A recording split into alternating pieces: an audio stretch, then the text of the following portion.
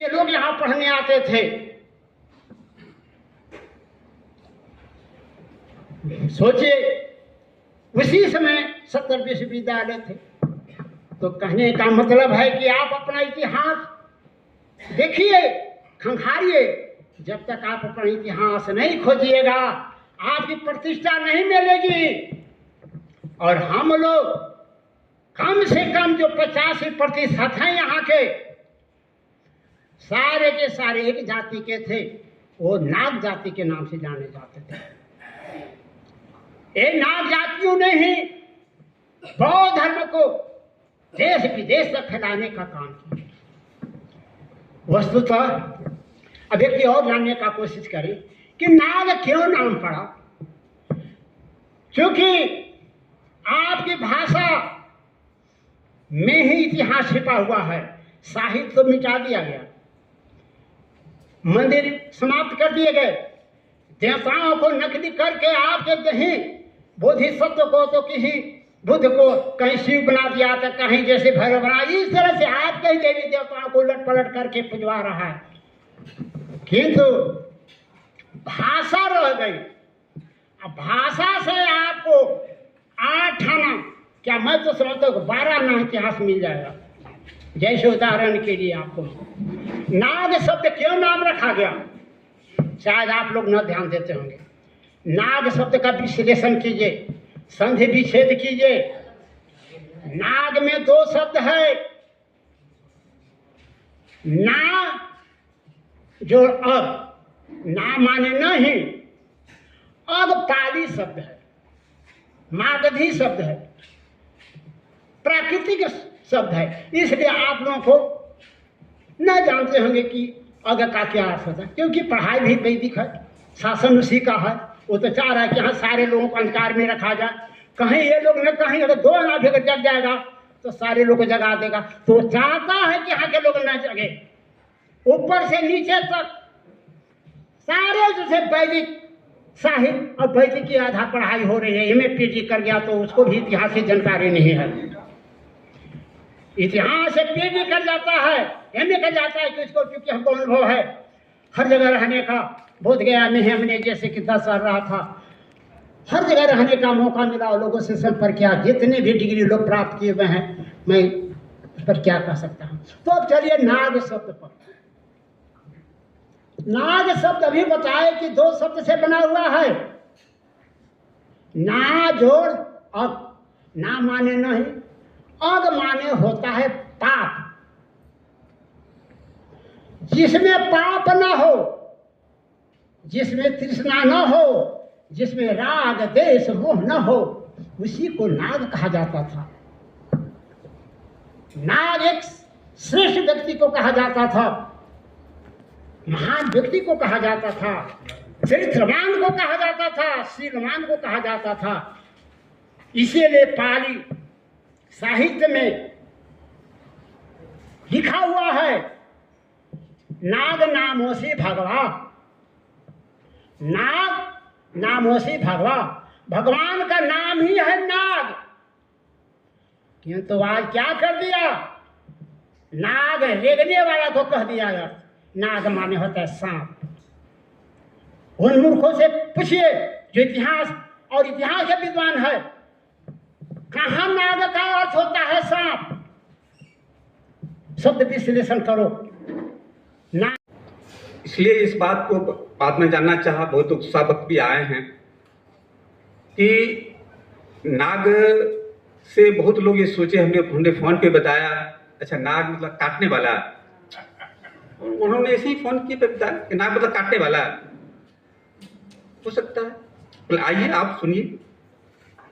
हमारे बीच में डिक्की, पहले डिक्की में थे, अभी के बिहार के अध्यक्ष थे दिनेश पासवान साहब, जो भागलपुर से। उन्होंने पहला फोन हमने व्हाट्सएप पे डाल दिया, तो उन्होंने हम आपसे बात करना चाहते हैं सर, आप कब समय दीजिए। फिर हमने कहा कि हम अभी बिजी हैं, कल बात करते। फिर उनसे बात किया और फिर वो अपने सारे लोगों के साथ हुआ है कि उनको वो नागवंश मतलब वो याद आ गया कि अशोक का वंश। उन्होंने रिपीट किया कि वो नागवंश मतलब अशोक के वंश से हम आते हैं। तो नाग का मीनिंग में हमारे भंते जी ने आपको बहुत विस्तार से नाग का मतलब समझाया। मैं सिंपली एक बात कहता हूँ, हमेशा याद रखिएगा, नाग मतलब श्रेष्ठ। नाग मतलब श्रेष्ठ होता है। इस खाली एक बात को याद रखिए और बातें पढ़ लीजिएगा, याद आते जाएगा। नाग मतलब श्रेष्ठ, इसका मतलब जो नाग लोग थे वो श्रेष्ठ लोग थे, वो श्रेष्ठ लोग थे। तो श्रेष्ठ मतलब कैसा श्रेष्ठ? धन से श्रेष्ठ, ज्ञान से श्रेष्ठ, पैसा से श्रेष्ठ, ताकत में श्रेष्ठ। और श्रेष्ठ मतलब क्या? तो उन्होंने फिर समझाया और ये बात उदान में लिखी। एक बहुत साहित्य है, उसका एक किताब, उसका नाम है उदान। उदान में ये बात लिखी है कि भगवान बुद्ध एक बार घोषिताराम बुद्ध विहार, जो अभी क्या बोलते हैं उसको, इलाहाबाद के बगल में कौशाम्बी के पास आप जाएंगे तो बहुत बड़ा एरिया अभी भी वो archaeological survey of India acquire करके रखा है, जिस पर अभी खुदाई अभी हुई नहीं है। वहां पे बुद्ध विहार था, उसका नाम था घोषिताराम विहार।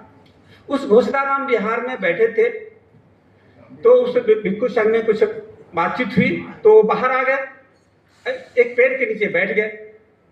ठीक उसी जगह थोड़ी देर के बाद कुछ हाथी का अपना परिवार था, उसमें भी कुछ झगड़ा हुआ, वो भी उस पेड़ के पास आके बैठे। हाँ, बुद्ध बोलते हैं जैसे हम निष्पाप हैं, जैसे उसी तरह ये हाथी भी निष्पाप है और ये हम दोनों निष्पाप नाग लोग यहां बैठे। मतलब भगवान बुद्ध ये कह रहे हैं कि मैं नाग हूं, ये हाथी भी नाग है।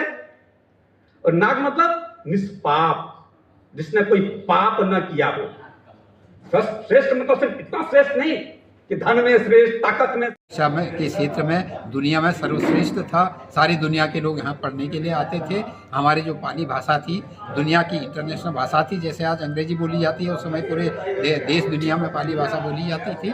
तो ये आपस में भाईचारा डेवलप करने का, तब यह सभी लोगों को समानता थी, सब किसी को कोई दबाव नहीं था, सब इक्वल थे हर मामले में। तब देश संपन्न हुआ था। तो अगर हम वही स्थिति हम कर लें, कोई जातवाद नहीं था, कोई छोटा बड़ा नहीं था, वो स्थिति अगर पुनर्स्थापित कर देते हैं हम, तो न हमें संविधान बचाने के लिए कोई अलग से धरना प्रदर्शन करना पड़ेगा। सारी एनर्जी उसमें नहीं लगाना है। उसकी जड़ जो है आपस में भाईचारा डेवलप करना, समता मूलक समाज की समस्या।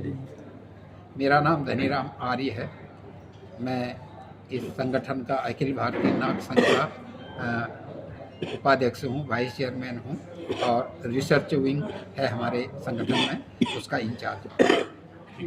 हमारे संगठन लोगों ने, जो हम लोगों के साथियों ने मिलकर जो संगठन बनाया है, वो संविधान स्थापना के लिए जो हमारा बेसिक उद्देश्य है, बंधुभाव, बेसिक मतलब हमारी प्रेम्बिल का जो बेसिक सार है, बंधुभाव स्थापना करना, उसको स्थापना करने के लिए, जो कि इस समय समाज में एक बंधुभाव की कमी दिख रही है, उसकी प्रतिपूर्ति के लिए जो, और वो कमी का बेसिक कारण है कि देश में एक अनइक्वलिटी है और एक जो जातिवादी व्यवस्था है या अनइक्वलिटी का रीजन है।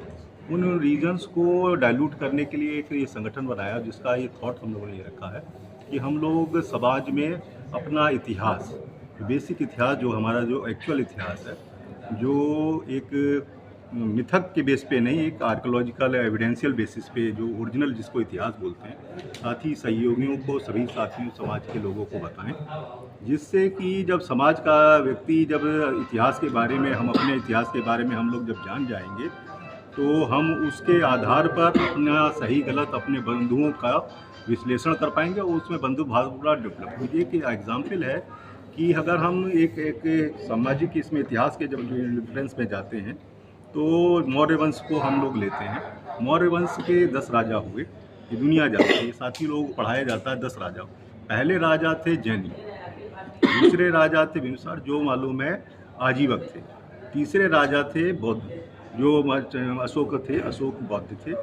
हर राजा ने अपने पिता का धर्म नहीं चलाया, हर राजा ने जो धार्मिक अवधारणाएं थी उनके अनुसार एक विश्लेषण किया। उस विश्लेषण के साथ 10 राजाओं ने अपना अपना अलग अलग धर्म रखा। धर्म उस जमाने में कोई पैतृक एक बपौती नहीं थी। आज की तारीख में धर्म बपौती हो गया।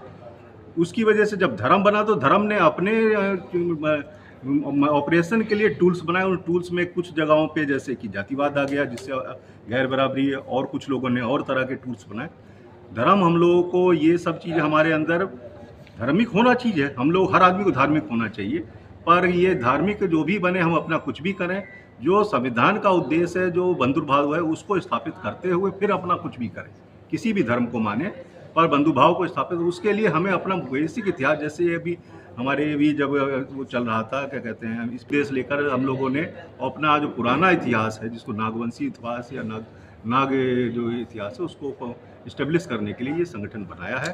और आप लोगों के सहयोग से हम लोग बहुत ही इसमें सफल होंगे और सभी लोगों तक पहुंच करके अपने इस उद्देश्य को पूरा करेंगे। अपना परिचय बता दें। मैं मयंक राज सिंह, जनरल सेक्रेटरी हूँ इस संगठन का।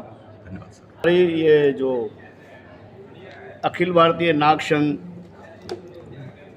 17 मार्च 2024 को जन्म लिया है और अभी ये बच्चा है हमारा एसोसिएशन।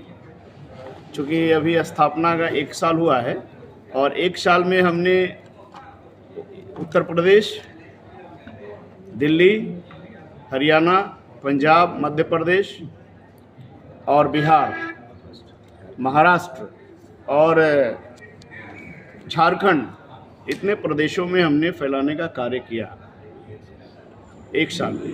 और बिहार के 9 से 10 जिलों में फैलाने का काम किया और यूपी में कम से कम 8 से 10 जिलों में फैलाने का काम किया। नाग एसोसिएशन का मुख्य उद्देश्य है इस देश की जो जाति व्यवस्था है उसको किस तरह से समाप्त किया जाए, क्योंकि बात वहीं पर अटकती है। ये जातीय व्यवस्था जो ब्राह्मणिकल सिस्टम से चल रहा है उसको समाप्त करना हमारा ध्येय है और नई व्यवस्था लाना हमारा ध्येय है। जिस तरह की जो प्राचीन सभ्यता हमारी थी और प्राचीन संस्कृति थी उसको पुनर्जागरण करना है और उसके माध्यम से ही, जिस तरह से प्राचीन सभ्यता में हमारा जो भारत था वो विश्व गुरु था और यहाँ इस बिहार में जो नालंदा विश्वविद्यालय और अनेक विश्वविद्यालयों का जो गठन हुआ था और उसमें जो एजुकेशन दिया जाता था उस एजुकेशन को ध्वस्त किया। इसके बाद अभी जो व्यवस्था लाना चाहते हैं हम, संस्कृति लाना चाहते हैं, उस सभ्यता लाना चाहते हैं, उस सभ्यता को लाकर हम इस देश की व्यवस्था को मजबूत करना चाहते हैं, सामाजिक व्यवस्था को मजबूत करना चाहते हैं, सांस्कृतिक व्यवस्था को मजबूत करना चाहते हैं और नई सभ्यता जो हमारी प्राचीनतम सभ्यता उसको उजागर करके इस देश की जो व्यवस्था है, जो जातीय व्यवस्था, उसको समाप्त करना, ये हमारा उद्देश्य है। ठीक है, धन्यवाद। परिचय दीजिए अपना। एक सवाल मेरा, जैसा कि अभी हमारा जो ये संस्था है 1 साल का हुआ है और 1 साल में हमारी जो अभी मीडिया है वो मीडिया जो हमारा जो आना चाहिए, तो इस बीच में हमारी जो मीडिया है जो अभी एक हमारे साथ बयान टीवी जो ये है सोशल मीडिया है, जो खोई हुई विरासत है इस देश की और जो हम नई विरासत मतलब कि लोगों को इस व्यवस्था में, नई व्यवस्था में ढालना चाहते हैं और जाति व्यवस्था को ख़त्म करना चाहते हैं, तो आप इसमें आपका योगदान रहेगा तो ये हम लोग बहुत सफल होंगे।